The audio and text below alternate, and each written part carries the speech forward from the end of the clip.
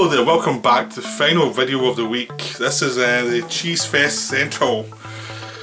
Both of these films, this is a beautiful disaster video. Both of these films were massive bombs on release, and both of them are now cult films. The films you would see a lot in 80s TV in Britain. You'd see them a lot on Channel 4. Played them a lot. I watched them a lot in times the TV before they even got the video releases or DVD releases, so I've seen them both countless times. Like way too many for a sane person to have seen them, so thankfully I'm not sane. Both produced by Dino De Laurentiis, although I'm never quite sure if he understood what the film should have been. I think he just gave the directors lots of money and then suggested things that were weird to them, and all hell broke loose in the films. They both have Max Von Sydow in it, and they both have like big casts and lots of money spent in effects. And now the effects don't look right now, but they look really interesting because they're made by directors who had a vision for what the film should be. They were very eccentric visions of it. It's like, how would they ever get these visions actually do on America kind of visions? So that's why they're both films that are more successful in Europe than they are in America. So that's Flash Gordon and Dune. Right, I know Solitary Ronin is a fellow YouTuber who's a big fan of Flash Gordon, and I know Daisuke Beppu, another YouTuber, is a big fan of Dune. So this video is for both of you, so enjoy. I can't mention I was going to do them a while ago, or recently, I can't remember. I think I've kind of mentioned them anyway. So, I'll start with Flash Gordon, that came first. It was originally meant to be directed by Nicholas Roeg, if you can believe it. I'm doing a sci-fi movie, but apparently it was a bit too weird for Dino De Laurentiis, so he hired Mike Hodges, who had done Get Carter and Pulp and Terminal Man. A very good British director. He's an up and down career, but a lot of his, he's actually, if you look at his career, he's a lot of interesting good films in his career. It's like, he's maybe not the most commercial director, but there's always some interesting stuff going on with him. So he's one of those interesting journeymen who are more fascinating than you'd probably think. One of the directors who never reached the peak in the British film industry, but did a lot of good work anyway. So after this, he made stuff like Croupier. He did quite a few with Clive Owen that were really good after Croupier. He made this one, but a psychic, I can't remember the name of it, with Tom Hulse in it. I'm able to go on blank now, some of his other credits, but he's done a lot of good stuff that I really like, but I've just gone blank on the titles. Flash Gordon is his one big budget extravaganza. It was made after he'd been fired from Omen 2. So we got this one instead, and so he's replaced someone get fired after he'd been fired from a film, and this was just the campiest film ever, but it's wonderful. It was made just after Star Wars, when Star Wars was a big hit, so everyone was trying to do their own Star Wars, so they gave him a lot of money to do Flash Gordon, and it was perfect casting for a director who just wasn't taking it too serious, but took it serious enough to make a fun movie. But it was a comic book movie. This is the film that Joel Schumacher was trying to make with the Batman films he made. This is the film he thought he was making, was Flash Gordon. But A, he didn't have a Queen soundtrack, and B, he didn't have all those weird character actors from Britain in Europe who could come in and camp it up, but don't camp up too much. So you've got like Brian Blessed as a man with wings, with an army of people with wings. He's hammering up like crazy. He's like, there is no over the top with him. He's just going for the rooftop, every scene, every dialogue he has to deliver, he will be yelling it. He's against Timothy Dalton, who plays his enemy, a tree man, who plays it very straight, which is perfect because he plays it straight, but he's got a twinkle in his eye. Like, he knows what film he's in, but he knows he's a straight man, but he can play it with fun and verve, so he's really enjoyable as well, because he's actually camping up too, but he's camping up the straight man.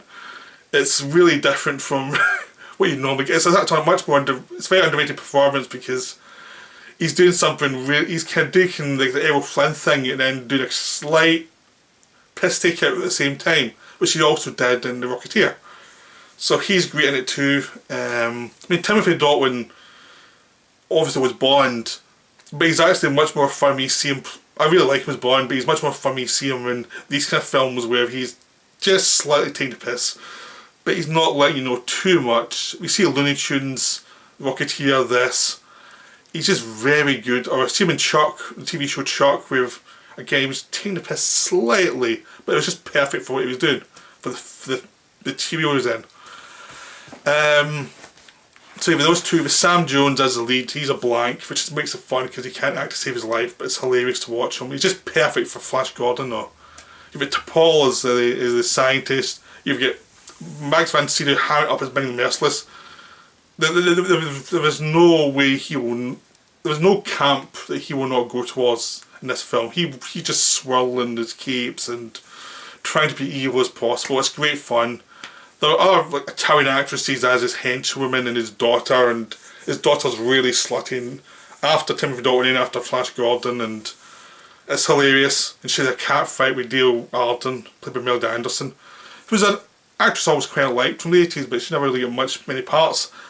So there's lots of like fun actors in it and just having an enjoyable romp. But it's also the style of the film. The style of the film is just over the top. We've got the sky made of all these kind of ink blots that makes it look really cool and really interesting. You've all these old-fashioned rocket ships going through these ink blot backdrops. So nothing's realistic. Every bit of clothing is primary colours. You know, Queen is in a soundtrack at every given opportunity. There is no scene in the film where the soundtrack underplays anything. Every time there's a chance the soundtrack can go, dear, it does it. It's wonderful. It's just so over the top.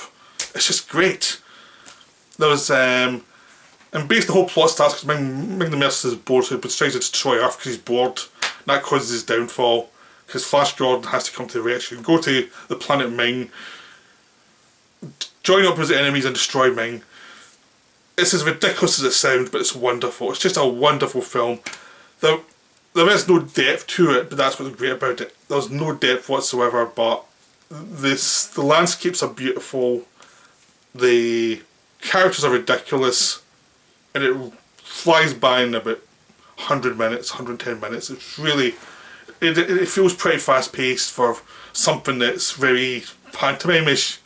It is kind of a panto, but much better than a panto would ever be. It's just wonderful. I've seen this in the PSVR thing, so you can see it as if it was in the cinema, and it looks gorgeous there. It looks, try and see it projected if you can. I also use a PSVR on Dune as well. This was one of Dino's follow-ups to Flash Gordon bombing, where if you remember Dino De Laurentiis, he made a lot of films, a lot of directors, and a lot of them tanked horribly. But then again, he also financed stuff like The Dead Zone, Blue Velvet. So he'd finance some really cool films, but he also make some really weird films like King Kong remake with a guy in a big suit. You know, it was like, he was Italian, he didn't quite get America, but he would put money into make these weird films. And Dune was the weirdest. Dune is like, it's actually weirder than Flash Gordon, which is quite an accomplishment. Because most films that don't even try to be weirder than Flash Gordon. But this one does it without any problem.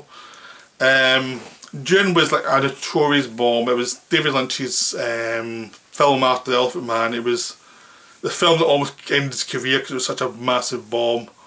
And it was, and I mean, when you watch the film, you can tell there was so much cut out of it. It's like, because the first 2/3 of the film get through half the plot, and then it has to fly through the second half of the film, through the second half of the plot in like 30 minutes.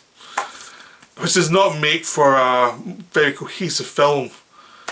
But because it's David Lynch making it, it would never have been a cohesive film anyway. But it needed to be like either two films, like the 3 and 4 Musketeers the way that Richard Lester did, or it had to be a 3-hour film. It had to be 1 or 2. And there was a point in the first half of the film, at the end of like an hour and a half into it, where you could have stopped the film and had another film after it. Like the second half of the story, there was a perfect end point for it, where they could have released another film like 6 months later or something. Wouldn't be a problem. And it would have saved them having to do all these weird things. Would have you hear people's thoughts a lot, but a lot of, as David Lynch even said himself, that's a good idea, but if it becomes a way to tell you exposition, it becomes a problem, and that became a problem in the film, whereas the exposition became in people's thoughts, where people are thinking to tell you what needs to be told for the story. There's a narration by Virginia Madsen that's obviously in there to cover all the plot holes, to explain stuff that would have probably been in like half an hour of screen time, but now you've got 2 minutes. There's lots of stuff like that going on. But it's still wonderful, despite all that, it's still wonderfully odd, because the world is so cool. I mean, Denis Villeneuve's doing this now as a remake of it, and he's got 2 films to make it now, so it'll probably be a much more cohesive narrative than what you get in the David Lynch version. But I don't think it's going to be as weird as the David Lynch version. I don't think the production design will be as good as the David Lynch version. Because it's wonderful production design. You've got the villains, the Harkonnens, who are just like sadomasochists. They're obviously, they were called out for being homophobic by some like gay critics, but they're just sadists. They'll kill anybody. They just happen to be, they're like pale young men. But that is wonderful. I mean, it's the kind of place where you can put Pinhead from the Hellraiser series and you'd be really happy and really secure. You have people like Brad Dourif as the political advisor, and he's a complete pervert and weirdo. You have Sting as a nephew of the Baron Harkonnen, who's just always dressed just in his underwear. You have the Beast Raban, who's just this fat sadist who just eats and then kills and she's a total sadist. You have all these, the Baron played by Kenneth Millen, who's got all these spores on his face, and you can get them pierced and the pus comes out of them, and it's just wonderfully bizarre and odd. It's like it's almost like Lynch is trying to say, I can get some of the most disturbing image into a PG film ever. I can really push this as far as it'll go. You know, so it's one of those things where Lynch is really pushing it. There's a lot of other characters are great too. You have the Guild Navigators, who are these big worm figures who are in this big flask and who are psychic, and they're wonderfully creepy. And you've got the Emperor's Palace, which is gorgeous. It's all been designed by Italian production designers. It all looks gorgeous, and you know, it's just beautiful. The whole thing is beautifully done. It's a whole world you just want to see more of, but it has to get through this plot. And you've got Lynch dealing with Kim MacLachlan's first performance is basically in this.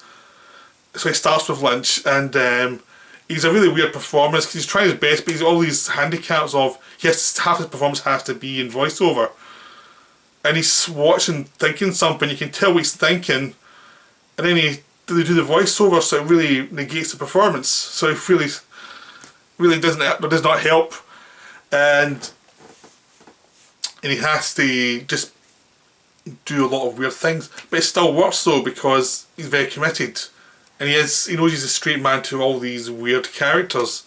You have all these melodramas going in the first half of the movie that suddenly get dropped in the second half and they don't have enough time. But you have all these planets of this planet of the sea where they come from, where Paul comes from to start with, and it's got all this great architecture which is very wooden.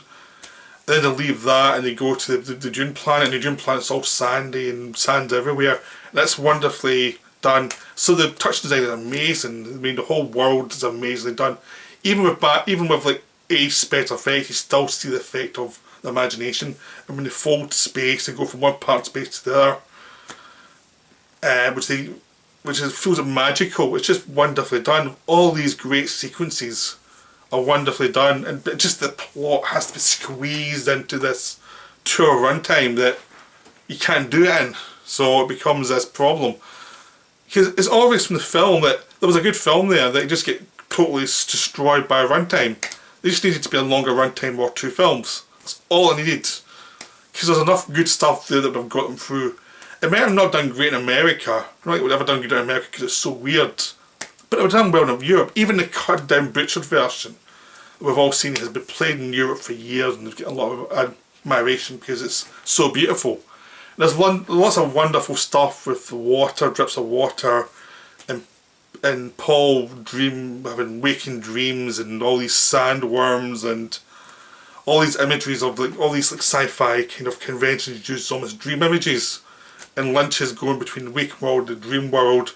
In a way that's very Lynch, very much hint towards Twin Peaks and what he's going to do in the future. I mean, it's still very Lynchian, but it's kind of compromised by the plot. But there's still some wonderful moments where he's like trying to work through how he's dreaming, how his mind's getting changed by the new planet Dune, how he's becoming this something else. He's basically this guy with lots of talent who's mutating because of the space, and it's wonderfully done. And it's probably a case of like David Lynch thought, this is the part I'm going to stick to, this is the part I like, and everybody else can fall away. It's the only way to keep some sort of semblance of sanity towards this project. So that's what he focuses on. There's some wonderful moments in it, but the last half hour is a total mess because it's like, literally is like it's like 200 pages of plot in a book in half an hour film. You can't do it. I mean, there's moments where he goes from being on the run to being the leader of the rebellion against the Emperor to winning the war. This is about 25 minutes and you don't have a chance to really stick to anything. But even within those moments, with these weird dream sequences where he takes this liquid that gives him lots of powers, like mental powers and a lot of projections to understand where the world's going to go and things. And they're wonderful, but then you've got this plot that you have to deal with. And this big battle scene at the end where it seems like all these sci-fi rocket ships are getting attacked by giant penises. Because these sandworms look like giant penises. That's what they look like. And it's like, this is downright perverse. It's so funny, but it's perverse. And it's only Lynch could do this. And it's just wonderful. Even as a mess, this film is just wonderful. It's just so good. You have to see it. As big a screen as possible. Just enjoy it. Enjoy it for its messiness. You're never going to see a director's cut of this one, alas. Because it's one of those films like this could actually do if they found the footage to be redone. Like done properly. But it's never going to happen. So you might as well enjoy the mess, enjoy the craziness, enjoy Dune. It's just we should enjoy Flash Gordon. These are two great, weird films that can never make money but are, you know, close to my heart and close to the hearts of many cult film fans. So I hope you enjoyed this. This is the last of the week. I'll be back next week with some more videos. Okay, bye.